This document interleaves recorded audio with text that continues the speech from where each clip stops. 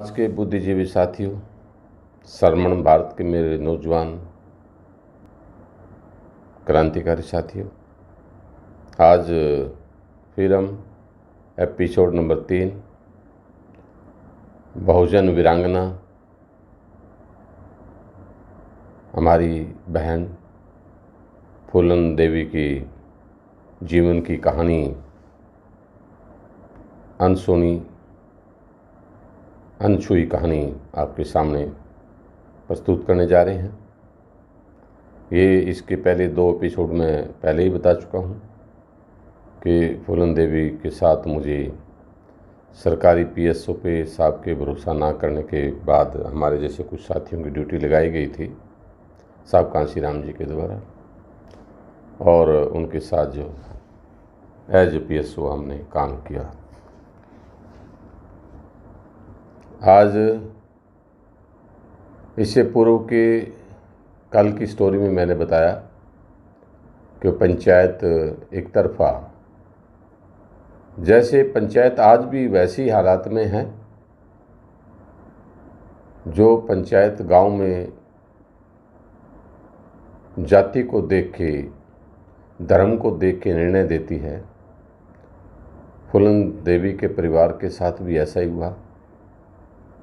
और जब उसे लगा कि मेरे पंचायत में मुझे न्याय की बजाय मेरे जुल्म जाति और जो मेरे साथ रेप हुआ है उसके ऊपर जो कल्प्रिट है, दोषी लोगों के खिलाफ कार्रवाई की बजाय मुझे दोषी ठहराने की कोशिश की जा रही है, तो पंचायत को वो छोड़ के अपने घर चली जाती है। आगे की घटना कि वो अपने जीवन को ज़्यादा आगे इस बोझ को लेके नहीं चल पा रही थी। ऐसी बातें सोचने के बाद वो ये फैसला करने की कोशिश में लग जाती है कि मैं अब ये ज़्यादा इस जीवन को घसीट नहीं सकती।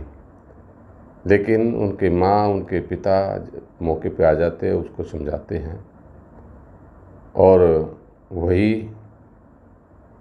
कि उसने एक संकल्प लिया, एक ऐसा संकल्प जो आज हम उस संकल्प की वजह से उसकी कहानी पे चर्चा करने को फिर विवश हुए हैं, बाध्य हुए हैं। रात के लगभग 2 बज चुके हैं और फिर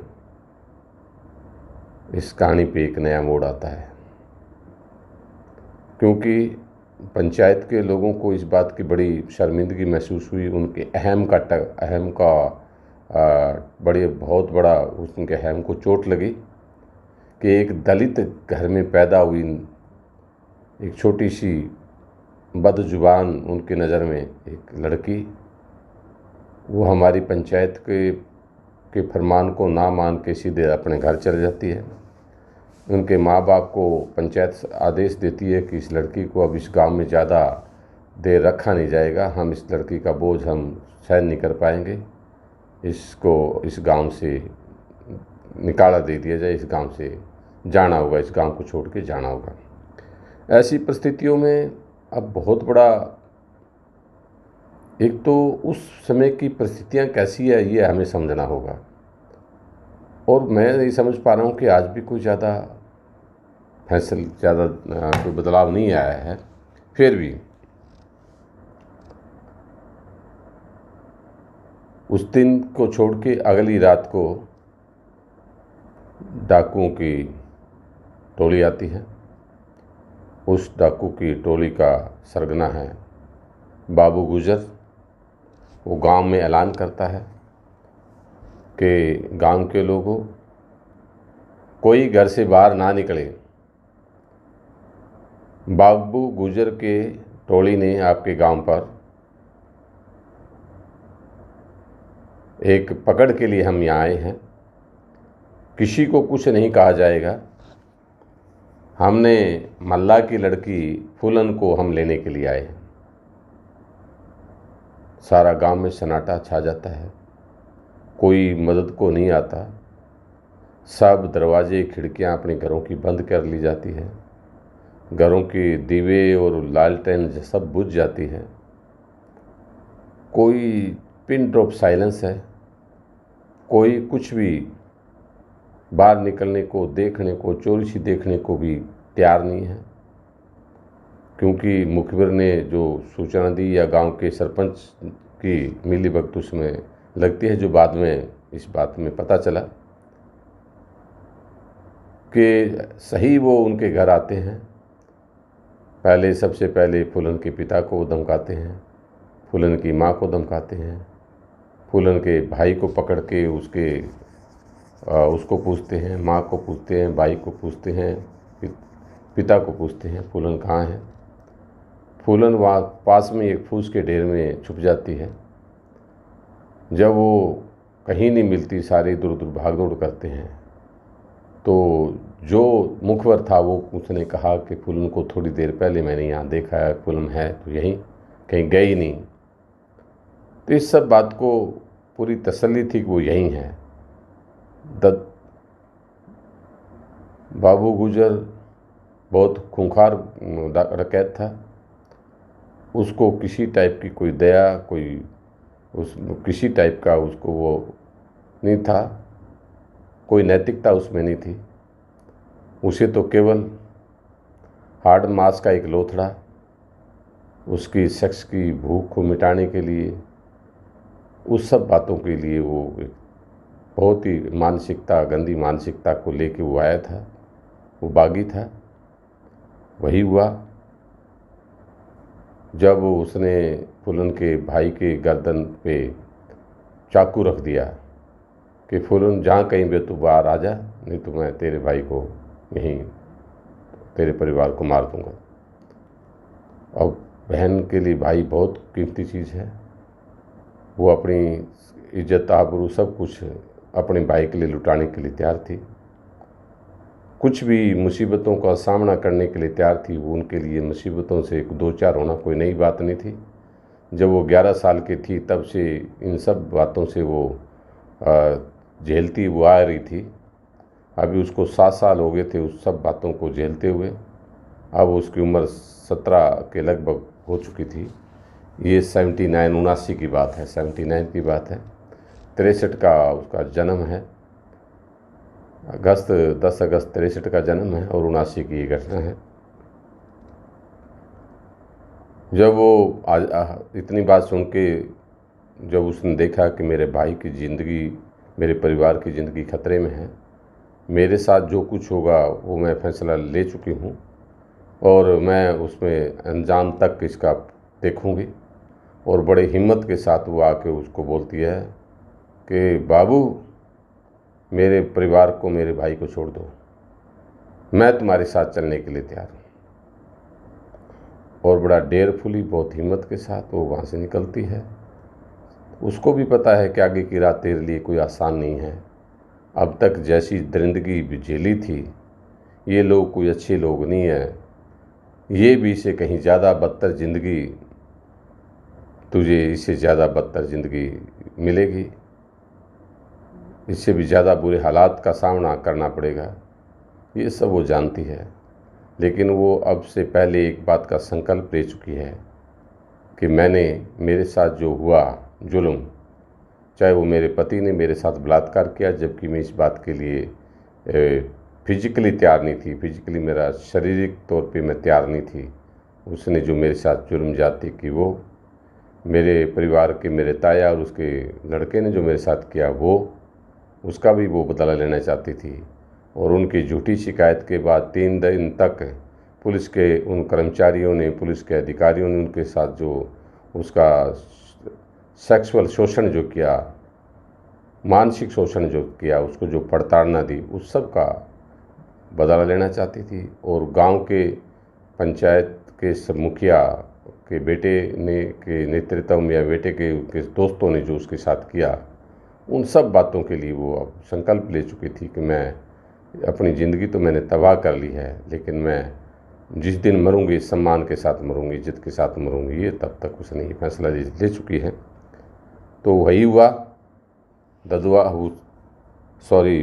बाबू गुजर के साथ हो जाती है और भीड़ का रास्ता वो रात को निकलती है। सुबह 5 बजे तक वो उनके जो डाकुओं के ठिकाने पे पहुंच जाती है वहाँ जाने के बाद एक एक हर रात हर दिन उसके साथ जो जुल्म, जो उसके बिना कोई सहमति के उसके साथ जो शारीरिक संबंध उसके साथ बनाए जाते हैं, वो सब रोंगटे, सभी के रोंगटे खड़े कर देने वाली घटना है। इससे बड़ी कोई दर्दनाक, जीता जागता कोई दर्दनाक घटना हमारे समाज की किसी बेटी के साथ शायद नहीं हुई होगी, या हुई होगी तो इतनी बार बार उस घटना की पुनरावृत्ति कहीं नहीं हुएगी। ये सब पुनरावृत्ति ने एक साधारण सी गांव सी छोटी सी एक ऐसी बच्ची को, एक ऐसे इतना बड़ा इस चंबल की घाटी में, चंबल की घाटी के वहाँ की ज़मीन नापने के लिए उनके पाँवों के नीचे, उनके पैरों के नीचे, उनके जूतों बूट के नीचे चंबल की घाटी भी उसको याद दिला रही थी कि तेरा कद है पुलन कितना बड़ा है, तेरा कद तो मेरे से भी, मैं हज़ारों साल से मैं बहती आ रही हूँ, मैंने बहुत तबाही, मैंने बहुत सारा कुछ देखा है, तू मेरे से कहीं ज़्यादा तबाह हो चुकी है, मेरे से ज़्यादा तेरे शरीर जख्म जो तेरे शरीर में हैं वो उससे कहीं ज़्यादा, मेरे से कहीं ज़्यादा तो तूने इतने थोड़े से दिनों में झेल लिए हैं। हम देखते हैं कि तू चंबल की बेटी किस तरीके से इन सब चीज़ों का सामना कर पाएगी। वो चंबल की मिट्टी को माथे पे लगाती है, चंबल की मिट्टी में, चंबल नदी के अंदर कसम खाती है कि मैं इस चंबल में रहते हुए कसम खाती हूँ कि औरत जात पे जिन लोगों ने बिना उसकी सहमति के, बिना जो जुल्म जाति की अनकही दास्तान जो की है, उन सब का मैं बदला लूँगी, ऐसा विकल्प चुनने के लिए वो तैयार हो जाती है। धीरे धीरे बाबू गुजर को वो अपने इस बात के लिए वो इस बात मान लेती है कि मेरी ज़िंदगी का सच यही है, मुझे इन सब चीज़ों से निकलना होगा, इस सब को मुझे, इसके साथ मुझे कुछ रहना होगा। इन सब बातों को सोच के समझ के वो उनके साथ सहमति का साथ देती है, सहमति बढ़ाती है। उसके साथ जो है दोस्ती और प्यार का, जैसे उसको लगा कि मेरे को इस ज़माने में जो सो कॉल्ड दुनिया है उसके अंदर मेरे लिए कोई जगह नहीं है, ये बागी लोग, कम से कम ये व्यक्ति मेरी इज्जत का रखवाला तो होगा। और उसके साथ वो लगभग 1 साल तक या 9 महीने तक वो रहती है। और आपसी उसका भी क्रूरतम उसके जो थी उसका जो व्यवहार जो था फूलन के प्रति उसका अच्छा नहीं था, जबकि फूलन सब बातों से निकल चुकी थी। उसको ये लगता था कि ये व्यक्ति मुझे इज्जत दे सकता है, मैं इज्जत के साथ रह सकती हूँ, लेकिन इसके बावजूद वो ज़्यादा देर तक नहीं रह पाई। उसका भी नज़रिया और उसका तंग दिल नज़रिया जो था वो फूलन को ज़्यादा देर खुश नहीं रख पाया। और उसका रिजल्ट ये हुआ कि उनके साथ एक उसी बिरादरी का विक्रम मल्ला, एक और नौजवान लड़का है, वो सब ये बातें देखता है। वो बहुत बुरी तरीके से उसके साथ मारपीट करता है, उसका शरीर का शोषण करता है, भद्दी भद्दी गाली देता है। वो बातें विक्रम से सहन नहीं हुई और एक दिन विक्रम बाबू सिंह गुर्जर को गोली से उड़ा देता है और वो उसका इनकाउंटर कर देता है। पहले तो फूलन को ये बात बड़ा बुरा लगती है, तब ये देखते हैं फूलन को भी लगता है कि विक्रम इसके मुकाबले में ज़्यादा होनहार, ज़्यादा समर्पित, ज़्यादा ठीक किस्म का ये व्यक्ति लगता है। तो विक्रम समय समय पे उसको साथ देता है, समय समय पे उसकी केयर करता है, खाने की, रहने की, हर चीज़ की व्यवस्था करता है। जबकि वो लेके उसको गुजर जो उनका सरदार है वो लेके आया है, और सरदार की बातों से, उसकी हरकतों से फूलन भी दुखी थी। और विक्रम रोज़ देखता था, उसको लगता था कि मेरे समाज की बेटी है, इसके साथ जो हो रहा है वो शायद अच्छा ना हो रहा हो। ये सब बातें सोच के जो वो विक्रम जो है उसकी तरफ दोस्ती का हाथ बढ़ाता है, और वो जो अंदर की बातें उसको बताता है, अंदर की कमजोरियां बताता है। और इस तरीके से एक जो है सरदार, जो उनका सरगना है, जो इस दुनिया से अपने ही शिष्य की गोली से शिकार हो जाता है, क्योंकि वो अपने डाकू होने के बावजूद भी वहाँ पे बागी लोगों का भी कुछ दीन, धर्म और ईमान होते थे, असूल जिनके थे, तो उन्होंने अपने असूल तोड़े। एक लड़की के साथ उसके साथ जो है वो ईमानदार नहीं रहा, तो उसका बदला जो है विक्रम मल्लाह ने चुकाया, क्योंकि वो फूलन भी मल्लाह जाति की थी। और इस तरीके से अब वो विक्रम के साथ रहना शुरू कर देती है और उसको सच्चाई का और पता चल जाता है। विक्रम जो है फूलन को अपने गैंग का सरदार बनाता है, फूलन को हथियार चलाना सिखाता है, फूलन को दूसरे टैक्टिक्स बताता है और एक से एक उसको उम्दा ट्रेनिंग देता है। विक्रम तो वो सब कुछ जानता है कि जो कुछ ऐसा हुआ वो धीरे धीरे फूलन एक एक कहानी, एक एक पल पल की घटना जो उसके साथ बीती थी, जो उसने नरक भोगा था, वो सारी बातें विक्रम को बताती है। विक्रम उसके दिल के कितने करीब चला जाता है, वो एक एक बात उसको बताती है, शेयर करती है। एक ऐसी प्रेम कहानी जो दुनिया फिल्म जिस पे बनती है, दूसरी चीज़ें आपने देखी होगी, उससे कहीं ज़बरदस्त एक ऐसा मोड़ उसकी ज़िंदगी में आता है। और तब विक्रम जो है उसको इस बात के लिए तैयार करता है कि नहीं, ये जो हुआ है जुल्म है और ये जुल्म आने वाले किसी और बेटी के साथ ना हो, इसका तूने बदला लेना है। इन सब बातों को बदला लेने के लिए जो है विक्रम जो है उसके साथ जाता है। सबसे पहले उसका शिकार उसके पति, और वो जो उसके पति ने जब उस उम्र में 35 साल बड़ा था, उसके साथ वो जुल्म जाति की थी। और जब वो 6 महीने उसके बाद जो है उसके बिना 6 महीने तक वो ना जा पाई बीमारी के हालत में, तो उसके पति ने दूसरी शादी कर ली थी। तो जो दोबारा फूलन उसके अपने पति के घर गई तो उसकी दूसरी पत्नी ने और उसके पति ने, दोनों ने उसको घर से निकाल दिया था। तो वो टीस, वो गुस्सा, वो दर्द फूलन के मन में था। तो विक्रम को साथ लेके उसकी ठुकाई करके आती है, पिटाई करके आती है। गांव के लोग आ जाते हैं, बीच में पड़ जाते हैं और उसको छोड़ देती है दोनों को। लेकिन इतना मारती है कि वो सारा उसको लगता है कि मेरे साथ जिस तरीके से इसने व्यवहार किया था वो इसके लिए इसके लिए लायक था, इस बात के लिए ज़रूरी था इसके साथ ऐसा करना। ये घटना जो है विक्रम को साथ लेके ऐसा इस टाइप की आगे बढ़ती है स्टोरी। दूसरे अब उनको, क्योंकि अब सामाजिक सरोकार से वो परिपूर्ण दोनों नज़र आते हैं। गांव अड़ोस पड़ोस में उस एरिए के अंदर जो गरीब दलित लोगों की शादियां हैं, लड़कियों की शादियां हैं, उनके साथ जो जुल्म हो रहे हैं, जो वहाँ के पकड़ बोलते थे, जो डाकू किसी को उठा ले जाते थे, किसी लड़के या लड़की को या किसी व्यक्ति को, तो वो पकड़ जो है वो देखते हैं कि भी कैसे लोगों को साथ क्या है। तो वो सारी चीज़ों पे न्याय के लिए वो काम करती है और इस तरीके से वो आगे बढ़ती है। और अपने खुद के गांव में जब वो आती है तो ठाकुरों को इस बात का पता चल जाता है कि फूलन अभी कुछ भी कर सकती है, तो वो गांव को छोड़ के इधर उधर हो जाते हैं। तो 2-3 बार जब उसने अपने गांव के अंदर इस टाइप की ट्रुप उसका विक्रम का लेके वो जब आए, तो वो जिन ठाकुरों ने उनको इस बात के लिए दलाली दी थी, जिस बात के लिए प्रेरित किया था तो बाबू गुजर को, तो वो सब चीज़ें उसके एक एक बात उसके समझ में आ जाती है। तो ऐसा, तो उसके बाद विक्रम को लेके और वो पुलिस के लोगों को, जिन पुलिस वालों ने इसके साथ थाने में 3 दिन तक बलात्कार किया, और उन पुलिस वालों को मारने के लिए आती है और उन पुलिस वालों को जिन्होंने फूलन के साथ अपनी कस्टडी में बलात्कार किया था, उनको वो मार के अपना बदला लेती है। तो ये कहानी इस तरीके से आगे बढ़ती है। अब इस कहानी को मैं यहाँ विराम देता हूँ। कल जो है चौथे एपिसोड के साथ जो है ये कहानी फिर शुरू करेंगे। आज की कहानी इतना ही।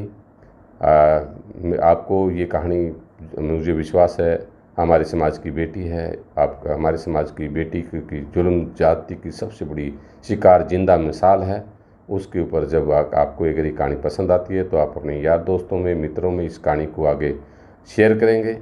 हमारा श्रवण भारत टीवी है उसको आप लाइक करेंगे, लाइक करके और इसकी जो घंटी है उसको बजाएंगे, ताकि इसमें हर रोज़ एक वीडियो डाली जाएगी जो सामाजिक सरोकारों से परिपूर्ण होगी। हमारी साथ जुल्म जाति, दादागिरी, बदमाशी से जुड़ी हुई कुछ जो बातें हैं, जो अम्बेडकराइज मूवमेंट के हिसाब से, हमारे आंदोलन के वैचारिक हिसाब से उसका मूल्यांकन किया जाएगा इन घटनाओं का। तो ये घटना इस रात को 2 बजे इस घटना का जो रिकॉर्डिंग हो रही है, तो इसका मतलब आप समझ सकते हो कि इस बात के लिए हम कितने सीरियस हैं। तो ये श्रवण भारत टीवी आप सबको सैल्यूट करता है कि आप इसमें, मुझे पूरा विश्वास है इस हमारी टीम को, PSS को और बामसेव कांशीराम जी को पूरा विश्वास है कि आप इसको लाइक करेंगे, इसको आगे बढ़ाएंगे, हमारे हौसले को आगे बढ़ाएंगे और एक बहुजन आंदोलन को आगे बढ़ाने के लिए बहुजन की आवाज़, ये सबसे अच्छा माध्यम है। यूट्यूब है, फेसबुक है, व्हाट्सएप है, सोशल मीडिया, सब इसका सबसे ज़्यादा फ़ायदा उठाया जा सकता है।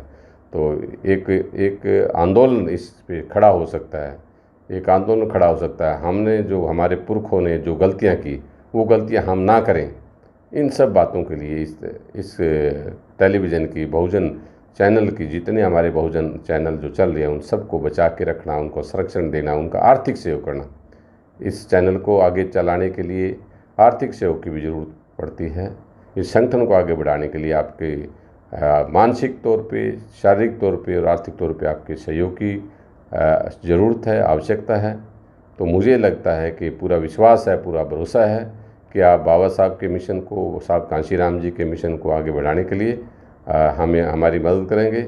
और इसको मदद आप इस हिसाब से बहुत अच्छी मदद कर सकते हैं कि फिलहाल इस चैनल को लाइक करें, इस चैनल को सब्सक्राइब करें, इस चैनल को जो आप जो है घंटी दबा के और इसको और सपोर्ट करें, समर्थन दें। इन सब बातों के साथ शुभ रात्रि, सबा खैर, जय भीम, जय भारत।